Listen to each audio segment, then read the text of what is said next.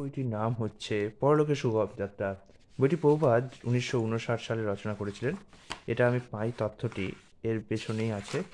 এই যে 1959 সালে তিনি সন্ন্যাস গ্রহণ করেন, তখন রাধা দামোদর মন্দিরে প্রভুপাদ তার জীবনের শ্রেষ্ঠ কীর্তিস্বরূপ শ্রীমদ্ ভাগবতের 18,000 শ্লোকের তাৎপর্য সম্বলিত অনুবাদের বহু খণ্ড গ্রন্থ রচনার সূচনা করেছিলেন। অন্যলোকে সুগম যাত্রা গ্রন্থটিও তিনি লেখেন। এটি অন্যলোকে সুগম যাত্রা, যদিও এটা পরবর্তীকালে নামকরণ হয়ে যায় হচ্ছে পরলোকে সুগম যাত্রা। এখানে আমি দেখতে পাচ্ছি বইটির প্রথম পৃষ্ঠা। এটি খুব পাতলা একটি বই এবং 64টি মাত্র পৃষ্ঠা এই বইটিতে রয়েছে এবং এবং এই বইটি হচ্ছে ইজি জার্নি টু আদার প্ল্যানেটসের বঙ্গানুবাদ।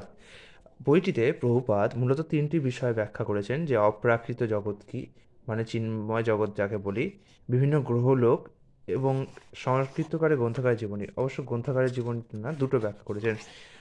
বইটিতে প্রভুপাদ মূলত যেটি বলেছেন সেটি হচ্ছেন যে প্রাচীনকালে যে যোগ বিদ্যার সাহায্যে মুনি ঋষিরা বিভিন্ন লোকে গমন করতে পারতেন, কিন্তু আজকেরকার দিনে সেই সমস্ত যোগবিদ্যা সম্ভব নয়। কারণ তখনকার দিনে মানুষের আয়ুও অনেক দীর্ঘ ছিল। সত্তর যুগে মানুষের আয়ু ছিল প্রায় 10 লক্ষ বছর।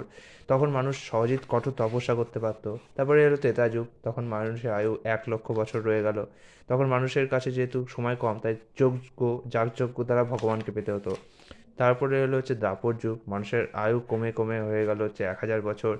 তখন মানুষকে বাধ্য হয়ে মন্দিরে যাচনা করতে হতো, মন্দিরে যেয়ে ভগবানের আরাধনা করতে হতো।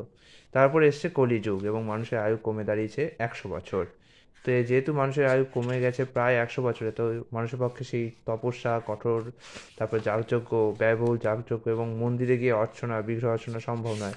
তাই কলিযুগে ভগবানের নাম মহামন্ত্রই হচ্ছে একমাত্র সংকীর্তন যোগ্য ভগবানকে পাওয়ার উপায়। তার মানে ভাবুন যে কত সহজ হয়ে গিয়েছে ভগবানকে পাওয়া।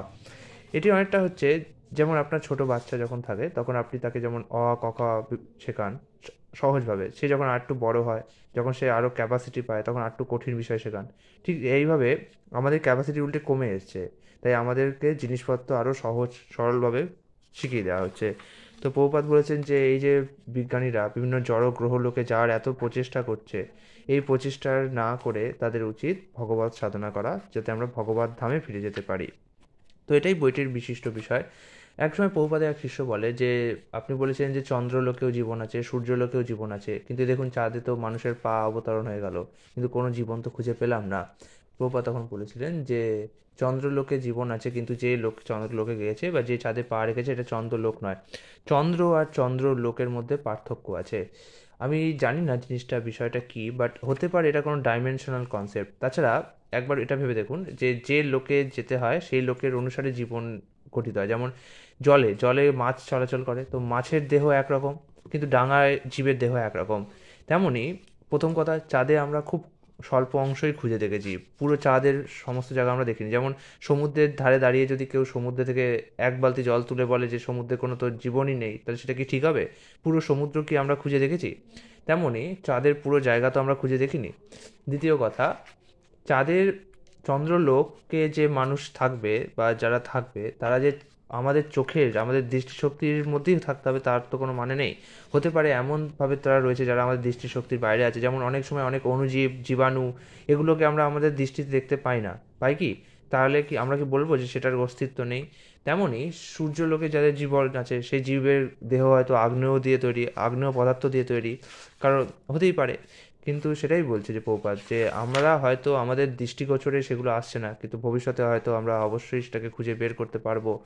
বা হয়তো যে চন্দ্রলোক বলছে যেটাকে, সেই চন্দ্রলোকে আমরা প্রকৃতপক্ষে যাইনি। তো সেই বিষয়টি নিয়ে খুব সুন্দরভাবে বইটিতে ব্যাখ্যা করা হয়েছে। এটি আপনারা মায়াপুর ইসকন থেকে সংগ্রহ করতে পারবেন।